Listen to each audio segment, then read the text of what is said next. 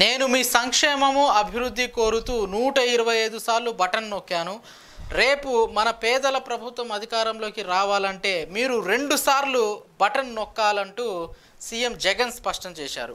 ఇంకా 50-55 రోజులు మాత్రమే ఎన్నికలకు ఉంది, మీరు సిద్ధమా అంటూ కూడా క్యాడర్ను ఉత్తేజపరిచినటువంటి నేపథ్యం. మరి ఈ అంశంపై మనతో మాట్లాడేందుకు వైసీపీ అధికార ప్రతినిధి సుజాత గారు మనతో ఉన్నారు. మేడం నమస్తే. నమస్తే అండి. అయితే జగన్మోహన్ రెడ్డి గారు క్యాడర్కు దిశానిర్దేశం ఇచ్చారు. కొంచెం ఉత్సాహం ఉత్తేజం కూడా క్యాడర్లోకి వచ్చింది. పంచ్ డైలాగులు కూడా పేల్చారు. ఇంట్లో ఫ్యాను, బయట సైకిలు, సింక్లో గ్లాసు అని చెప్పేసి ఇట్లా పంచ్ డైలాగులు కూడా ఉన్నాయి. మీరు చూశారు సభ, ఏం చెప్తారు సభను ఉద్దేశించి?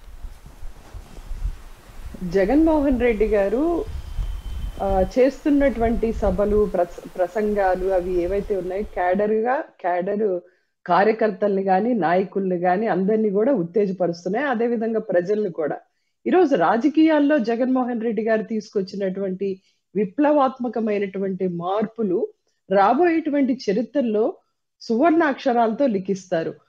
జగన్మోహన్ రెడ్డి గారు ఒక రాజకీయ నాయకుడు అంటే అబద్ధపు హామీలు ఇవ్వకుండా ఏది చెప్తారో అది మాత్రమే చేస్తారు, చెయ్యాలి అని నిరూపించినటువంటి నాయకులు జగన్మోహన్ రెడ్డి గారు. అదేవిధంగా మేనిఫెస్టోకి ఒక credibility. Manifesto is the mandate for the leader and for the party and for the governance అని చెప్పి క్లియర్ గా ఈ రోజు నిరూపించినటువంటి నాయకులు జగన్మోహన్ రెడ్డి గారు. ఇంత ముందు మనం చూసుకుంటే మేనిఫెస్టో అనేది ఒక 600 పేజీలు 700 పేజీలు ప్రింట్ చేయడానికి తప్పితే అందులో ఒక్క హామీ కూడా ఒక రాజకీయ నాయకులు తీసి చూపిస్తే వాళ్ళు నిరూపించలేనటువంటి పరిస్థితి. కానీ ఈ రోజు ప్రజల్ని జగన్మోహన్ రెడ్డి గారు ఎలా తయారు చేశారంటే ప్రతి సిటిజన్ అంటే ఒక ఆంధ్రప్రదేశ్ పౌరులు, ప్రతి పౌరులు కూడా ఈ రోజు రాజకీయ నాయకులు మేనిఫెస్టో ఇస్తే చొక్కా పట్టుకొని మళ్ళీ తిరిగి ప్రశ్నించేటట్లు ఆ రకంగా రాజకీయ నాయకులు ఉండాలి, ప్రజలు కూడా అలా ఉండాలి అని కొత్త రాజకీయాన్ని నేర్పించారు జగన్మోహన్ రెడ్డి గారు. మా పార్టీనే తీసుకోండి, వైసీపీ ఎమ్మెల్యేలు కానీ మంత్రులు కానీ సంక్షేమ పథకాలను అందించడమే కాకుండా ప్రతి ఇంటికి అవి అందుతున్నాయా లేదా అని ఇంటింటికి పంపించారు వైఎస్ఆర్సీపీ ఎమ్మెల్యేలు కానీ మినిస్టర్లు కానీ. అదే రకంగా రాబోయేటువంటి కాలంలో ప్రతి పార్టీ కూడా ఈ రకమైనటువంటి కార్యక్రమాలకి ఖచ్చితంగా శ్రీకారం చుడుతుంది. మా పార్టీయే కాకుండా జగన్మోహన్ రెడ్డి గారు ఒక 10 సంవత్సరాలు, ఒక 15 సంవత్సరాలు, 20 సంవత్సరాలు అయినా కానీ ప్రతి రాజకీయ నాయకుడు కూడా ఈ మేనిఫెస్టోలో పెట్టినటువంటి ఒక హామీ అయినా 2 హామీలైనా ఖచ్చితంగా నెరవేర్చాలి అనేటువంటి విధానాన్ని జగన్మోహన్ రెడ్డి గారు ఈ రోజు ప్రజలకి, ఆంధ్రప్రదేశ్ సమాజానికి పరిచయం చేశారు ఈ రోజు. సో దానికి మేము చాలా గర్వంగా ఉన్నాం. దాని మూలంగానే ఈ రోజు మేము వై నాట్ 175, ఎంత దమ్ము ధైర్యం ఉంటే వై నాట్ 175 అనే స్లోగన్ జగన్మోహన్ రెడ్డి గారు తీసుకుంటారు. అదే విధంగా ఏ రాష్ట్రంలో కూడా ఈరోజు భారతదేశంలో ఏ రాష్ట్రంలో కూడా ఇటువంటి స్లోగన్ తోటి ఎన్నికలకు వెళ్ళినటువంటి పరిస్థితి లేదు.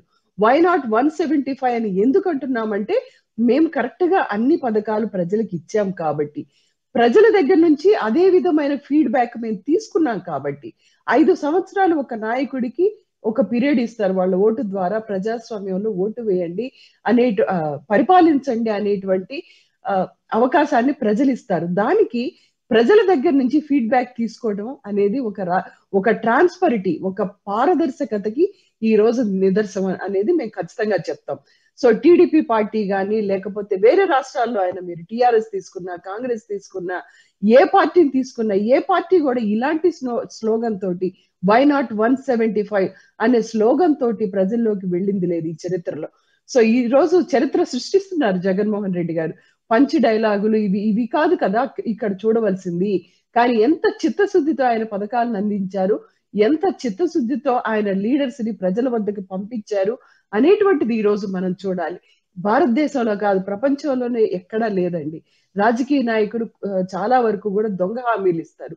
కానీ జగన్మోహన్ రెడ్డి గారు మ్యాండేట్ కి ఒక క్రెడిబిలిటీ, మేనిఫెస్టోకి ఒక మ్యాండిడేషన్ అండ్ క్రెడిబిలిటీని తీసుకొచ్చి ఈ రోజు ప్రజల వద్దకి తీసుకెళ్లారు.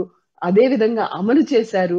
దాన్ని ఈ రోజు మేము ఆ ఫలితాన్ని మేము అడుగుతున్నాం. అందుకే జగన్మోహన్ రెడ్డి గారు మీరు మీరు ఒక ఎమ్మెల్యే గాని, ఒక పార్లమెంటు కాన్స్టిట్యున్సీని గాని మీరు మీ రిజల్ట్ ఏంటి? మా పరిపాలనకి మేము ఏం అందించామో దానికి సంబంధించిన ఫీడ్‌బ్యాక్‌ని మేము అడుగుతున్నాం ఈరోజు.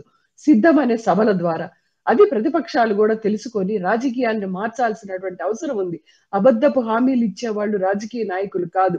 ఏది చెప్తారో మన బడ్జెట్‌లో ఏది చెయ్యగలమో అది మాత్రమే చెప్పాలి. అది మాత్రమే చెయ్యాలి అనేటువంటి కొత్త రాజకీయాలకి తెరతీశారు ఈరోజు జగన్మోహన్ రెడ్డి గారు. ఈరోజు ప్రతిపక్ష నాయకులైనటువంటి చంద్రబాబు నాయుడు గారు మళ్ళీ కొత్త హామీలతోటి తిరిగొచ్చారు. దాన్ని క్లియర్‌గా మేము ఈరోజు ప్రజల ముందు పెడుతున్నాం. ఇది మా రాష్ట్రానికి ఉన్నటువంటి బడ్జెట్. ఈ బడ్జెట్‌లో మేము ఇంత చేయగలిగాం. నవరత్నాలకి ఇంత ఖర్చయింది. అదే విధంగా ప్రతిపక్ష నాయకుడు చేస్తున్నటువంటి హామీలకి లక్ష లక్ష 20,000 లక్షలు మళ్ళీ ఖర్చవుతాయి బడ్జెట్ నుంచి. అది ఎలా తీసుకొస్తారు? అది సాధ్యమయ్యే పని కాదు అని ప్రజలకి ఈ రోజు చెప్తున్నాం మేము. ఎందుకంటే అబద్ధపు హామీలు ఇచ్చి ప్రజల్ని మోసం చేయకూడదు. ఏమి చేస్తామో అదే చెప్పాలి. ఏది చెయ్యగలమో అదే చెప్పాలి. అది చేసి చూపించాలి ప్రజలకి అనేది జగన్మోహన్ రెడ్డి గారు కొత్తగా తీసుకొచ్చినటువంటి రాజకీయాలు ఈరోజు. ఈరోజు తెలంగాణలో కేసీఆర్ గారు ఓడిపోవటం గాని, ఆ తర్వాత అంతకుముందు కాంగ్రెస్ ఓడిపోవటం గాని, ఇవన్నీ చూస్తే ప్రజలకు అబద్ధపు హామీలు ఇచ్చారు. అలాగే ఆంధ్రప్రదేశ్‌ని తీసుకుంటే చాలా ఎక్కువ నష్టపోయింది మనమే. విభజిత రాష్ట్రంలో ఎటువంటి హామీలు లేకుండా అబద్ధపు హామీలు, విభజన చట్టంలో ఉన్నటువంటివి అన్నీ కూడా అబద్ధపు హామీలు. ఏది కూడా మనకి రావాల్సినటువంటి హక్కులు, మనకి రావాల్సినటువంటి ఆస్తులు ఏవి కూడా రాకుండా అన్నీ కోల్పోయి ఈరోజు అనాథగా ఉన్న రాష్ట్రాన్ని మళ్ళీ ఒక బకాసురుడిలాగా ఈ చంద్రబాబు నాయుడు పడి దాన్ని మళ్ళీ 5 సంవత్సరాలు అబద్ధపు హామీలతోటి పరిపాలించి ఒక్క రైతు రుణమాఫీ ఆయన ఇచ్చినటువంటి 2 హామీలు ఏదైతే రైతు రుణమాఫీ ఒకటి ముఖ్యంగా ఇది డ్వాక్రా రుణమాఫీ ఒకటి. కనీసం ఇవి 2 కూడా చేయలేదు ఆయన. ఆయన ప్రింట్ వేయటం 600 హామీలు ప్రింట్ వేసి మేనిఫెస్టో తీశారు. కానీ ఆయన వేదికల మీద చెప్పినటువంటి రైతు రుణమాఫీ ఒకటి, డ్వాక్రా రుణమాఫీ ఒకటి. కనీసం ఇవి 2 కూడా చంద్రబాబు నాయుడు గారు చేయలేదు. అలా కాకుండా జగన్మోహన్ రెడ్డి గారు ఏదైతే చాలా మంది ప్రజలు, చాలా మంది టీడీపీ నాయకులు అంటున్నట్లుగా 2019కి ముందు అనుభవం లేనటువంటి నాయకుడు అని ఎవరైతే జగన్మోహన్ రెడ్డి గారిని అన్నారో, కానీ అనుభవం లేకపోయినా ఈరోజు జగన్మోహన్ రెడ్డి గారు కంప్లీట్ గా రాష్ట్ర ఆర్థిక వ్యవస్థని ప్రజల ముందు పెడుతున్నారు. మేమేం చేయగలము అనేది ప్రజల ముందు పెడుతున్నారు. అదే చెప్తున్నారు, అదే చేస్తున్నారు. అది చూశారు ప్రజలు. దాని నుంచి ప్రజల నుంచి మేము ఫీడ్‌బ్యాక్ అడుగుతున్నాం. ఖచ్చితంగా ప్రజలు మమ్మల్ని ఆశీర్వదిస్తారు అనే నమ్మకంతోటి వై నాట్ 175 అనే నినాదంతోటి ముందుకెళ్తున్నాం ఈరోజు. ఈరోజు మరి ప్రతిపక్ష నాయకులు తీసుకున్నటువంటి నినాదం ఏదైతే ఉందో అందరికీ మద్యపానం అందుబాటులోకి తీసుకొస్తాము అనే నినాదంతోటి వాళ్ళు ముందుకు వెళుతున్నారు. అది ఎంతవరకు సబబు చెప్పండి? మద్య నిషేధం అనేది చంద్రబాబు నాయుడు గారు రాజకీయాల్లోకి వచ్చిన దగ్గర నుంచి కూడాను మద్యపాన నిషేధం అనేటువంటి హామీని ఆయన మేనిఫెస్టోలు అన్నిట్లో చూడండి మద్యపాన నిషేధం ఉంటుంది. కానీ ఎన్టీ రామారావు గారి తర్వాత మొట్టమొదటిసారిగా మద్యపాన నిషేధాన్ని ఎత్తివేసింది చంద్రబాబు నాయుడు గారు. ఈ రకంగా అబద్ధాలు చెప్పుకుంటూ ఆయన 40 సంవత్సరాలుగా రాజకీయాల్లో ఉన్నారు. కానీ ఇక ముందు అలా కుదరదు. ఆంధ్రప్రదేశ్ ప్రజలు రాజకీయంగా చాలా చైతన్యవంతులు. ఆంధ్రప్రదేశ్ ప్రజలు ఖచ్చితంగా గడిచినటువంటి 2019లో నిజాయితీగా ఉన్నటువంటి జగన్మోహన్ రెడ్డి గారికి 151 సీట్లు ఇచ్చారు. అదేవిధంగా ఈసారి అంతకంటే ఎక్కువ 175 ఇస్తారని ఖచ్చితంగా వైఎస్ఆర్సీపీ పార్టీ గాని, నాయకులు గాని, అదేవిధంగా మా నాయకుడు గాని ఖచ్చితంగా నమ్ముతున్నారు. వై నాట్ 175 అని చెప్పేసి మీరు అంటున్నారు. వై నాట్ పులివెందుల అని చెప్పేసి చంద్రబాబు అంటున్నారు. పులివెందుల్లోనే నీకు గది లేదు, నీకు 175 సీట్లు కావాలా అని అంటున్నాడు ఆయన. మీరేమంటారు? పులివెందుల్లో రాజశేఖర రెడ్డి గారి కుటుంబాన్ని ప్రజలు దాదాపుగా 40 సంవత్సరాల నుంచి 50 సంవత్సరాల నుంచి అర్ధ శతాబ్దం నుంచి ఆదరిస్తున్నారండి. ఇప్పుడు ఆయన వైనాడ్ పులివెందుల అన్నంత మాత్రాన అయిపోదు. ఆయన పోటీ చెయ్యాలి కదా. పోటీ పెట్టమనండి, లోకేషన్ పెట్టమనండి, లేకపోతే చంద్రబాబు నాయుడు గారి కుప్పం వదిలి పులివెందుల్లో నిలవడమనండి. అది గెలిస్తే కదా తెలిసేది.